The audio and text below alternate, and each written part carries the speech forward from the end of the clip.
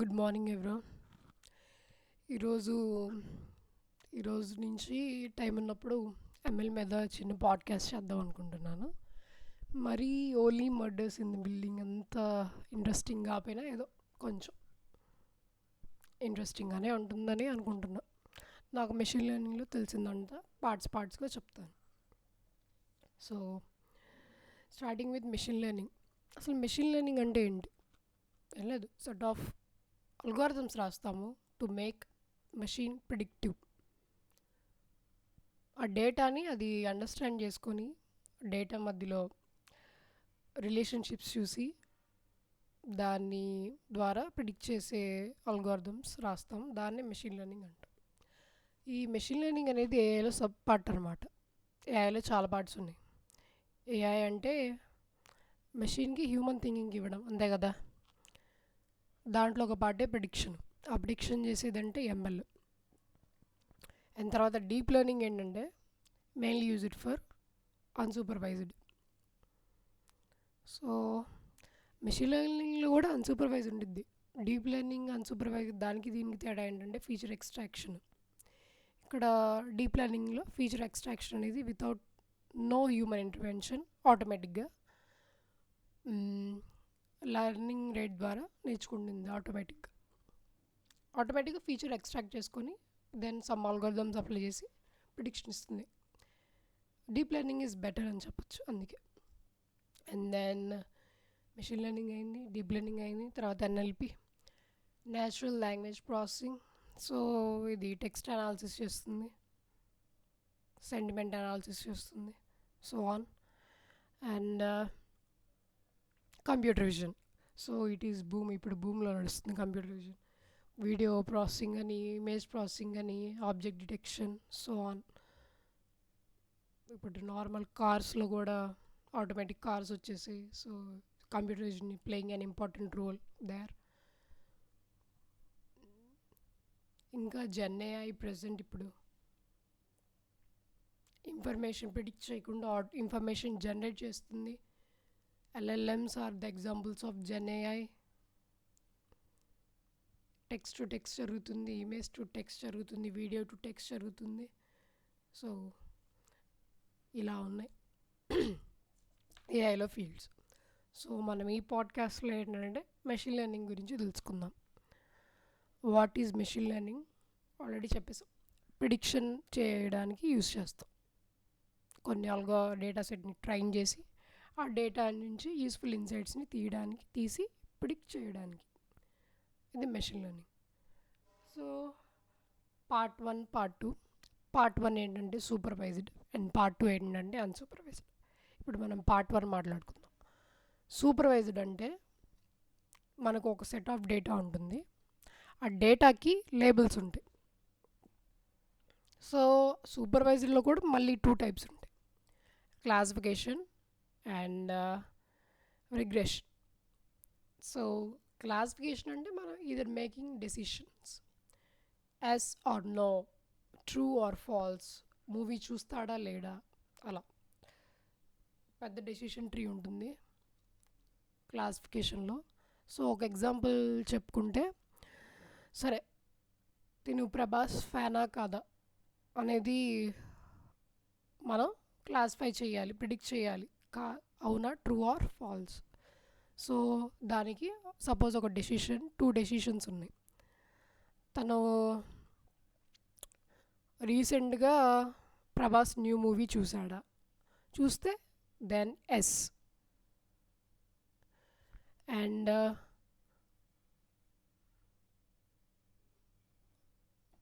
Prabhas cutouts ఉన్నాయా వాళ్ళ ఇంట్లో, అండ్ దెన్ ఎస్. సో వాడు రీసెంట్గా మూవీ చూడలేదంటే తను నో కింద వెళ్తుంది. దాని కింద ఇంకా సబ్ క్లాసిఫికేషన్స్ ఉంటాయి. తను ప్రభాస్ పేజ్ని ఫాలో అవుతున్నాడా అంటే ఎస్. అలా సో మెనీ డెసిషన్స్ ఉంటాయి.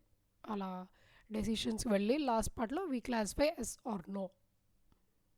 అలానే రేపు వర్షం పడుతుందా పడదా, వెదర్ క్లౌడీగా ఉంటే ఎస్, వెదర్ క్లౌడీగా లేకపోతే నో, టెంపరేచర్ లోగా ఉందా అంటే ఎస్, టెంపరేచర్ లోగా లేకపోతే నో.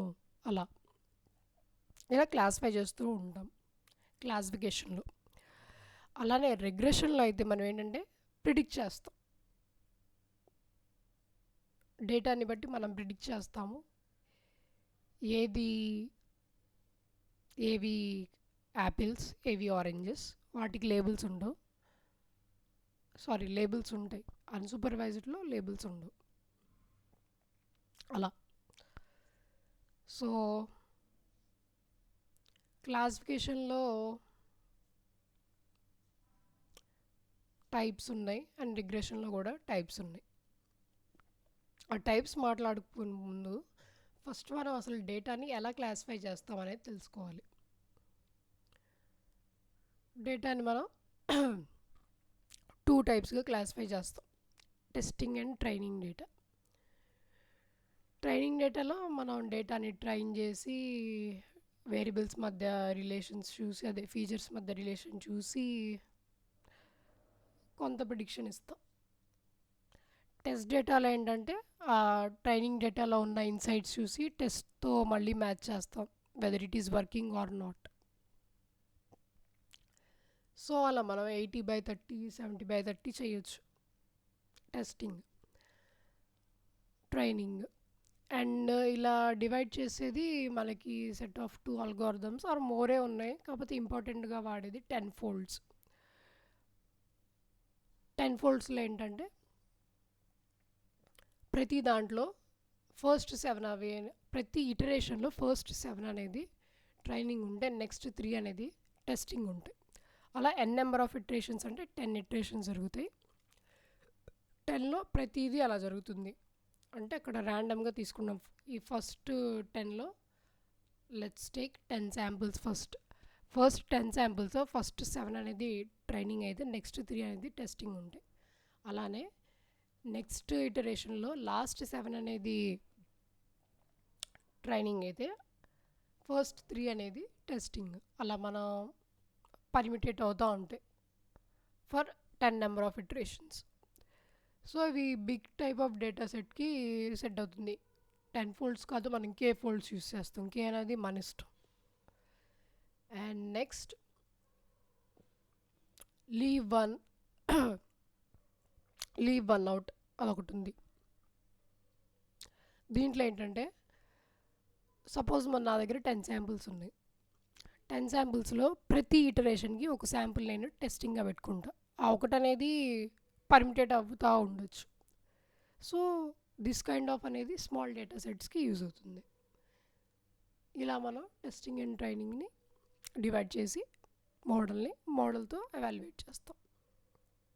అండ్ నెక్స్ట్ తర్వాత ఏంటి, ట్రైన్ చేసాము, టెస్టింగ్ పెట్టాము, తర్వాత డేటా క్లాసిఫై చేసాము, తర్వాత ఏంటి?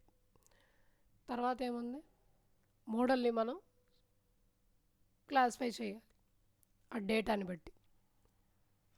సపోజ్ డేటా లేబుల్డ్ అనుకోండి, లెట్స్ టేక్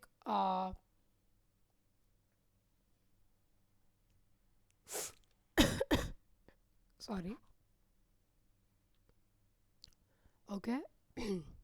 నెక్స్ట్ ఏంటంటే కొన్ని number of mathematical equations apply చేస్తాం డేటా మీద. అది స్టాట్ అవ్వచ్చు, లీనియర్ ఆల్జీబ్రా అవ్వచ్చు, చేసి వి ప్రిడిక్టెడ్. సో అక్కడ మోడల్ తీసుకునే దాంట్లో ఆల్గోరిథం పిక్ చేసే దాంట్లో మనం చూడాలి ఏ ఆల్గోరిథంకి లెస్ ఎర్రర్ వస్తుంది, అంటే బాగా అక్యురేట్గా ప్రిడిక్ట్ చేస్తుంది. So we take it. కొన్ని వాటికి ఫర్ ఎగ్జాంపుల్ 2 శాంపిల్స్ అంటే 2 కేటగిరీల డేటాస్లో కొన్ని వాటికి లీనియర్ది బాగా పనిచేస్తుంది, లీనియర్ రిగ్రెషన్. కొన్ని వాటికి డిఫరెంట్ ఆల్గోరిథం. సో ఆ రెండింటికి మధ్యలో కంపారిజన్ చేయాలంటే మనం ఆ లైన్ దగ్గర నుంచి ఆ శాంపిల్కి డిస్టెన్స్, అంటే అది ఎర్రర్ అని అర్థం. సో ఆ సమ్ ఆఫ్ ఎర్రర్స్ మొత్తాన్ని కలిపి ఏ దానికైతే లెస్ ఎర్రర్ వస్తుందో we go for that algorithm. And finally output వస్తుంది.